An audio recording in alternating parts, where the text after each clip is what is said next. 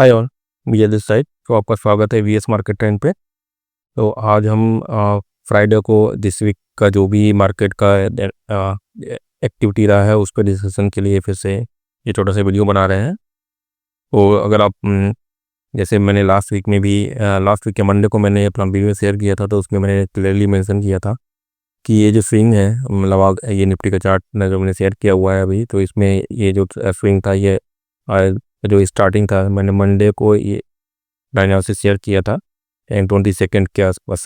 22 ये वाले जो कैंडल बनी हुई थी इस समय, ये बनी हुई थी, ये नहीं बनी हुई थी। तो यहाँ पे जो है कि ये मैंने अपना एनालिसिस शेयर किया था कि मार्केट ये इस वीक पूरा जो है कि निगेटिव ही रहना है।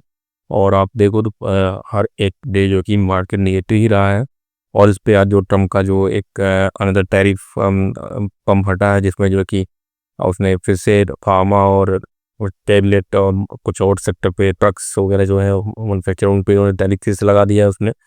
तो ये डेलिबरेटली एक्चुअली इसने किया है। और ये इससे सेंटीमेंट काफ़ी वीक हुआ है मार्केट में, क्योंकि अभी तक जो टैरिफ था उससे एक तरह से एब्जॉर्ब कर चुका था मार्केट। 50% का टैरिफ जो था वो एब्जॉर्ब था, उसका उतना ज़्यादा इम्पैक्ट जो है कि मार्केट पे दिखा नहीं। लेकिन अब जो टैरिफ कुछ भी लगाएगा तो ये एक सेंटीमेंट पे बहुत ज़्यादा जो है कि इम्पैक्ट डालेगा लोगों के, क्योंकि एक अनसर्टेनिटी मार्केट में बन जाएगी। उसका कोई भरोसा नहीं है कब टैरिफ लगा रहे, कौन से सेक्टर पे वो क्या कर दे, क्योंकि वो कोई एक पर्टिकुलर सेक्टर को लेकर बैठा नहीं है। फार्मा जो यूएस में काफ़ी जो कि इंडिया से इम्पोर्ट होता है और वो डिपेंडेंट है इंडिया पर, उस सेक्टर पे भी उसने इतना सारा जो है कि टैरिफ लगाया है। हालांकि उसने ब्रांडेड फार्मा मेडिसिन पे लगाए हैं, बट बहुत सारी ब्रांडेड कंपनी अपने यहाँ भी है जो यूएस में जो कि पेटेंट करा के वहाँ पे जो कि सेल करती है, उन सब पे इसका इम्पैक्ट जाएगा। कुछ जेनरिक वाले हैं वहीं पे जो कि थोड़ा तो होगा, बट वही सेम कंपनियां जेनरिक भी बनाती हैं, ब्रांडेड भी बनाती हैं, तो अल्टीमेटली कंपनी के रिवेन्यू पर तो इम्पेक्ट पड़ना ही पड़ना है फार्मा के। और उसकी वजह से आज मार्केट और डीप हुआ। हालांकि अभी काफ़ी क्रिटिकल जो कि लेवल पे मार्केट है, यहाँ पे स्विंग अभी अगर हम देखें तो आपका जो है उसका जो लोअर है जो कि नेक्स्ट स्विंग का है, ये अभी ब्रेक नहीं हुआ है। लोअर हाई ही अभी दिख रहा है, लोअर लो नहीं अभी दिख रहा है। बट अगर ये इसके नीचे आता है और यहाँ पे आप देखो तो यहाँ 200 ई में भी है पास नहीं। तो अगर इस वाले स्विंग को ब्रेक करना मतलब 200 ईएमए को ब्रेक करना, और इसको ब्रेक करना मतलब कि अब इस बार मार्केट जो है कि काफ़ी निगेटिव जोन में एटलीस्ट यहाँ तक तो टच करेगा 22,000 वाले रेंज में। उसके बाद जो है कि अगर फर्दर डाउन जाता है तो ये 20,000 के रेंज में भी आ सकता है। तो यहाँ पे अगर आप देखो तो ये वाला जो एरिया है, इस एरिया में आके कहीं सपोर्ट ले सकता है।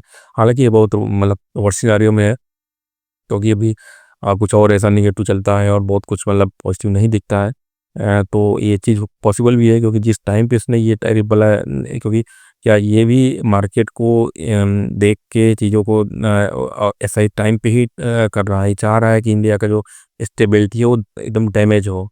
क्योंकि आप देखो तो ग्लोबल मार्केट जो सारे ग्लोबल मार्केट है सारे पॉजिटिव रहे हैं with in a year, but Indian market around -4% return दिया है एक ईयर में। तो सबसे ज़्यादा वीक परफॉर्मर मार्केट रहा है इंडिया। और ये ऐसे ही सेंटिमेंटल टाइम पे इस तरह के उसके डिसीजन आ रहे हैं, ताकि जब मार्केट में सेलिंग, जैसे अभी यहाँ प्रॉफिट बुकिंग चल रही थी, ये एरिया प्रॉफिट बुकिंग से जो कि एक नेचुरल प्रॉफिट बुकिंग था, लेकिन इसने इसी टाइम पे ये अपना टैरिफ का भी एक अनाउंसमेंट किया ताकि इसको और ड्रैग कर सके। और ये अगर ड्रैग होकर फिर एक टेक्निकली ये अगर ये चार्ट फिर से डिस्टर्ब हो जाता है तो लोगों के सेंटीमेंट डिस्टर्ब हो गए, और बहुत सारे जो कि लोग ने जो या तो एसएल के बेस पे या जो भी कल आप जो मार्जिन पे इन्होंने पैसे लगा रखे हैं, वो सारे जो है कि पुल करना शुरू करे, क्लोज कर इसको आ रहा हो, कुछ ऑटो इसको आ रहा हो गए, कुछ लोग एसएल के बेस पे उसको क्लोज करके नहीं चलेंगे तो मार्केट में फिर से निगेटिविटी आएगी। बट अभी जो मैं इतना ज़्यादा निगेटिव में नहीं अब मान रहा हूँ, जब तक ये जो है कि सस्टेन कर रहा है इसके ऊपर। और खासकर ये लेवल जो है, ये जो इसका लो है, अगर इसके ऊपर क्लोजिंग रहती है तो मैं इसको अभी मतलब वीक नहीं मानूंगा। मैंने अपने मोस्टली पोजीशन क्लोज कर दी हैं, कुछ जो कि लॉस में किए हैं, छोटे मोटे कुछ कॉस्ट टू कॉस्ट किए हैं। और थोड़े बहुत पोजीशन है मेरे मोस्टली इन फार्मा सेक्टर और ऑटो सेक्टर, एक आध स्टॉक मैंने ले रखे हैं। और ये सारे यही मतलब इन्हीं में से हैं। ये मैं अगर आप यहाँ वॉच लिस्ट देख रहे हो तो इनमें से ही मतलब कुछ स्टॉक में है, जिसमें बीएमएल में हूँ, जीआरएससी में हूँ, ये भी मैंने लिया था, मतलब मोस्टली क्लोज कर दिया है। कोचिन शिपयार्ड में भी है, बिमटा मैंने क्लोज कर रखा है, नेट भी मेरे पास है, बहुत क्वांटिटी है, मतलब मैंने प्रॉफिट बुकिंग कर रखा है इसमें। और कैंस में भी मैं जो कि इंटर किया हूँ, लेकिन अभी इनिशियल पोजीशन पे है। ये मतलब ज़्यादा मतलब यही मतलब कुल मिला के 15 से 20% के आसपास मेरा लोकेशन है अभी।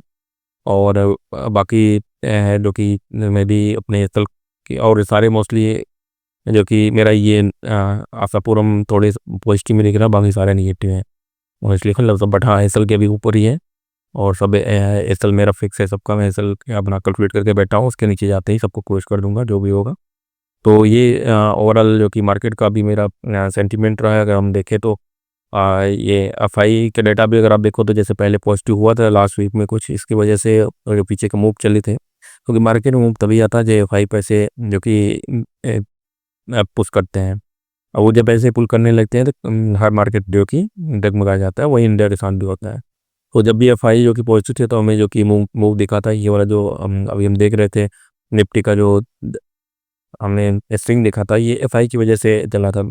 बाकी यहाँ के डीआई वगैरह तो ये ऐसे अननेसेसरी पैसे आ रहे हैं ये जो कि एसआईपी के थ्रू, और उनको बस कहीं रैंडमली बाई कर देते हैं। उनका ये कॉन्सेप्ट कोई लॉजिकल नहीं लगता है, उनकी वजह से मार्केट कभी ऐसा मूव ही नहीं हुआ है। मार्केट मूव होता है एफआई की वजह से। तो ये वाला जो सीन था, ये एफआई ने यहाँ बाई किया था, ये भी यहाँ बाई किया था, इसकी वजह से ये सब बन रहे थे। अगर नेक्स्ट वीक में अभी वो एफआई का जो मुझे अभी ये बिहेवियर समझ में आ रहा है कि अब वो सेलेक्टिव स्टॉक में घुस रहे हैं।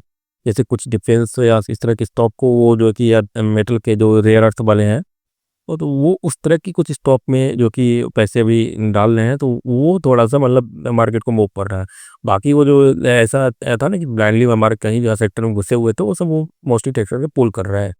तो ये अगर नेक्स्ट वीक में थोड़ी बहुत बाइंग उनकी आती है तभी मार्केट मूव करेगा, अदरवाइज वुडवेन रिसोर्स किया सारा वो पॉसिबिलिटी है यहाँ पे।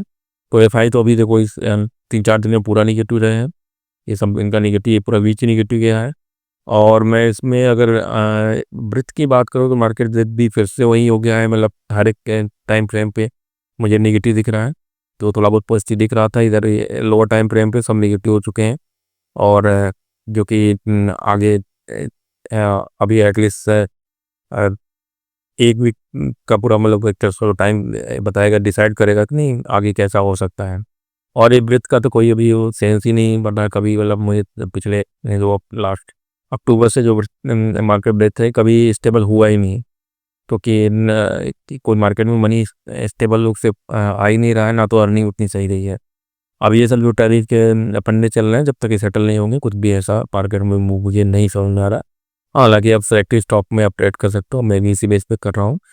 ये जो अगर आप देखो तो यहाँ पे मेरा जो स्किनर है, ये भी हालांकि ये इस तरह से शो कर रहा है कि नहीं, अब मैं एक दो बॉटम है इस स्किनर में मतलब मैं यूज करता हूँ इस तरह से, मतलब ये मार्केट का जो शॉर्ट स्विंग होता है उनको आइडेंटिफाई करने के लिए। तो ये एक जो भी करंट स्विंग है इसका एक बॉटम के पास है ये। अगर आप इस तरह से वैली ये देखो तो सारी ये वैली का लोअर पॉइंट है।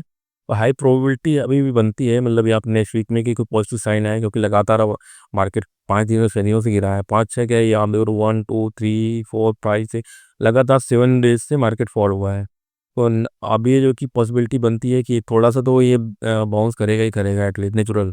सो ये नेचुरल बाउंसिंग की उम्मीद है। और ये वैली के हिसाब से भी अगर हम देखें तो यहाँ पे एक बॉटम पे है, और मैंने भी जो अपने पोजीशन रखे हैं इसीलिए कि जो मंडे को थोड़ा बहुत बाउंस होगा तो उसमें कुछ मैं और क्लोज करूँगा, और जो हमारे 15-20% होल्डिंग है वो भी खत्म करूँगा।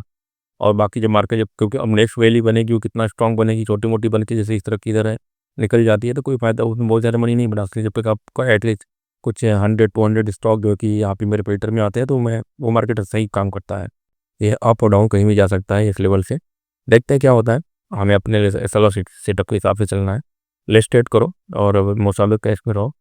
तो that's all. Hope I you enjoy this video and got some insight of the market. So अगर आप ये वीडियो को जो लाइक करें तो please subscribe the channel. Thanks, bye.